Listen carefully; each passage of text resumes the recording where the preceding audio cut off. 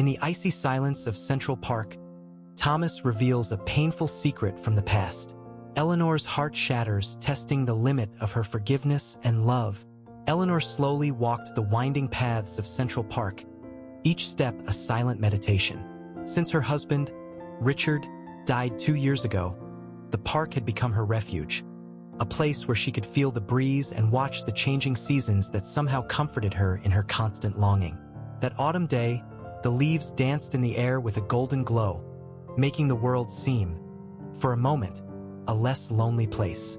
Thomas, in turn, had his own rituals. Widowed 3 years ago, he encountered solace on his morning walks around the Jacqueline Kennedy Onassis Reservoir, a routine that began as an exercise to ease the mind and ended up becoming a moment of connection with his late wife, Sarah.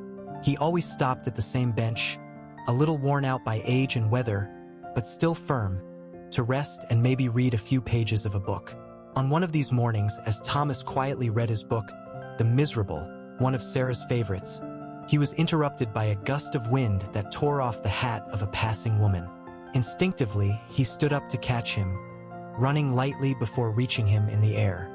"Sorry, ma'am, your hat has decided to take a little trip," said Thomas, handing Eleanor the hat with a shy smile. "Oh, thank you," Eleanor replied, surprised by the spontaneous kindness. "It's not every day I see chivalry at work in Central Park.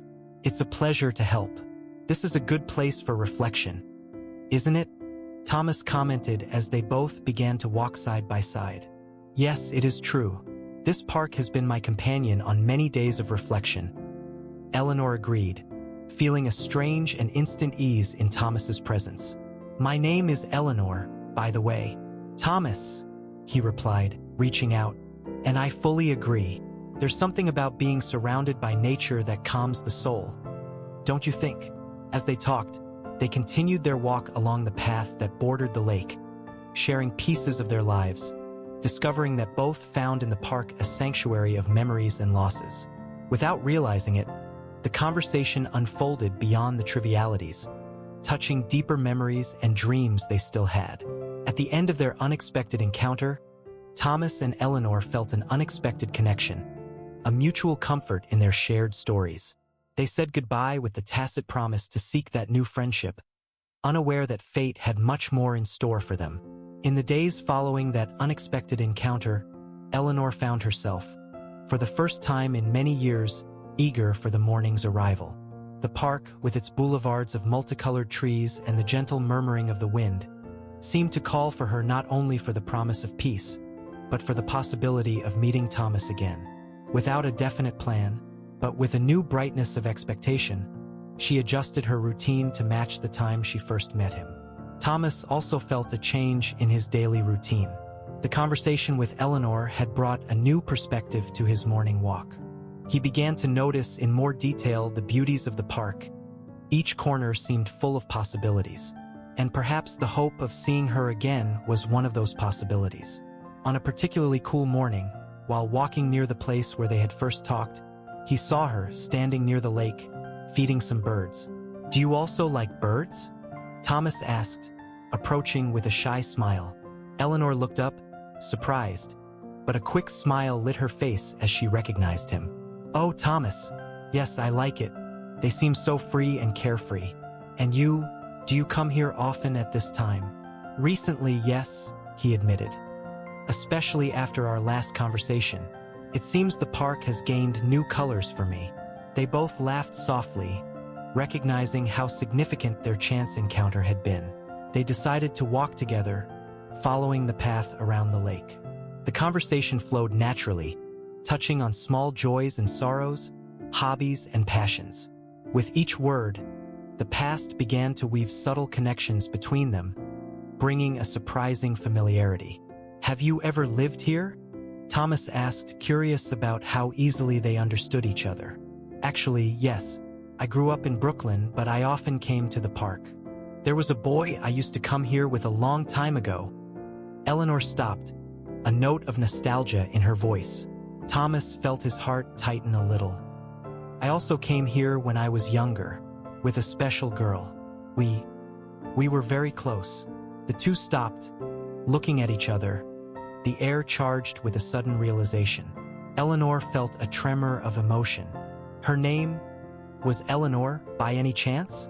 Thomas's gaze intensified, a mixture of surprise and revelation passing through his eyes. And the boy, he called himself Thomas. For a long time, they were silent, the surrounding world disappearing as buried memories emerged. It was almost impossible to believe, and yet every detail began to fit perfectly. I thought I'd never see you again after my family moved abruptly, Eleanor finally said, her voice flutters. I searched for you, Thomas confessed. But without knowing your new surname after marriage, you became a memory that I kept deep in my heart. Eleanor reached for Thomas's hand, her fingers trembling as she touched him. And to think that fate brought us here, to the very place where it all began. They decided to sit on a nearby bench, sharing stories of lost time, each memory a thread that rekindled the bond that had once united them.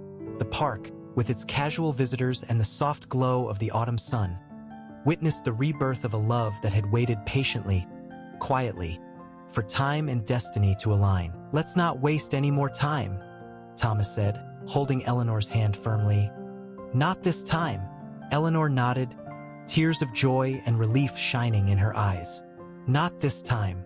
After the surprising revelation, Eleanor and Thomas met frequently in Central Park. As the days passed, each encounter was a new chapter in their journey of rediscovery. Autumn deepened, bringing with it a fresh air that seemed to clear the past and renew their hopes and dreams. One day, while walking near the Bow Bridge, a place they both vaguely remembered from their youth, they decided to recreate some of their old encounters. Remember when we brought picnics here? Asked Thomas, a nostalgic glow in his eyes. Eleanor smiled, remembering. How could I forget? You always brought tuna sandwiches. Even though I hated tuna, laughing, Thomas shook his head. I was so stubborn. But this time, I promise, no tuna. And so, the following weekend, they met on the same bridge with a picnic basket stuffed with delights that both enjoyed, this time without tuna.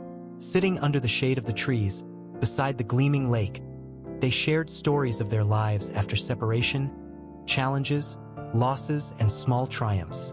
As the weeks turned into months, Eleanor and Thomas began to visit other places that had been special to them. One day, they visited the Natural History Museum, where they had hidden from a sudden rain at their first meeting. The other day, they walked along Fifth Avenue, remembering the Christmas windows they used to admire. Each place visited, each shared memory, served to weave back the fabric of their relationship. It was as if they were restoring an old tapestry, discovering that the colors and patterns were still vibrant, only hidden by the dust of time. One afternoon, as the sun set, tinting the sky orange and pink over the reservoir, Thomas held Eleanor's hand. You know, he began hesitantly, all these years, always felt like part of me was missing, and I never knew exactly what it was until I found you again. Eleanor shook his hand, thrilled. I feel the same, Thomas. It seems we were just going through the motions, living lives that were only half of what they could be. They sat together, watching the reflection of the city lights in the water, a mirror of the stars above. Maybe, Thomas continued, maybe this is our second chance, a chance to make things right, to live fully. A second chance for us, Eleanor agreed, her voice firm despite the tears shining in her eyes. I want to take this, Thomas, with everything I have. Thus, they made a pact not only to be together, but to live each moment to the fullest, knowing how precious and fragile time can be. They began to make plans, small at first, but always with the promise of sharing life, of being to each other in a way they had never been before. The rebirth of her love brought a new vigor to their lives. Eleanor began painting again, a passion she had abandoned for years. Thomas, in turn, resumed his photography hobby, often capturing the moments of beauty they shared. Together, they not only rebuilt love, but also rebuilt their own lives, finding joy in the little things, in each other's company, and in the new dreams they now dared to dream. With the arrival of winter, Central Park turned into a spectacle of sparkling whites and serene silences. Eleanor and Thomas continued their encounters, now against the backdrop of snowfields and frozen lakes. Each meeting strengthened the certainty that they did not want to spend any more moments apart.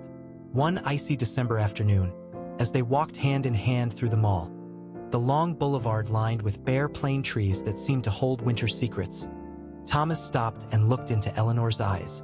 "I've been thinking," he began, his breath forming small clouds in the cold air, "about how precious is every second we spend together." Eleanor shook his hand, the heat between them defying the cold. "I also thought about it," she replied, "about how every moment is a gift we can't take for granted." "I don't want to miss any more of these moments," said Thomas, the determination in his voice as clear and firm as the winter sky above them. "Eleanor, I want all my tomorrows to begin and end with you." Tears sparkled in Eleanor's eyes, but she smiled, a smile that spoke of hope, love, and a reimagined future. "And I want to spend every dawn and every dusk beside you, Thomas.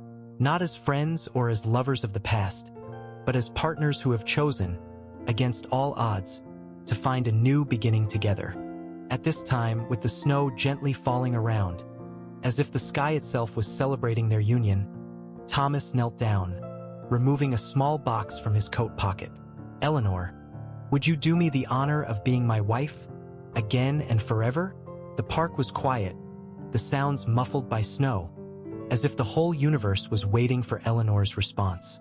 She reached out her hand, helping Thomas to get up, and then, with a certainty that only comes with true love, she said, "Yes, yes, 1,000 times yes."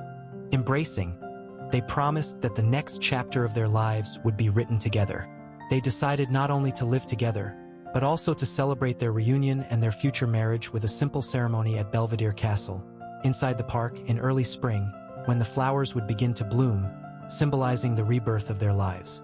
Over the next few months, as they planned their wedding, every detail was chosen with care, from the flowers to the songs, every choice a celebration of their history and the future they were eager to build. They invited friends and family, many of whom were surprised to discover the incredible journey Eleanor and Thomas had taken to reach this point. The day of the ceremony arrived with a clear sky and a vibrant air of renewal. Eleanor and Thomas, holding hands, exchanged vows under the gentle gaze of the spring sun, their words resonating with the promise of love, loyalty, and the shared joy of a rediscovered life. "For all the tomorrows we'll have," Thomas said, looking into Eleanor's eyes. "And for the love that never left us," she completed, her voice firm and full of emotion.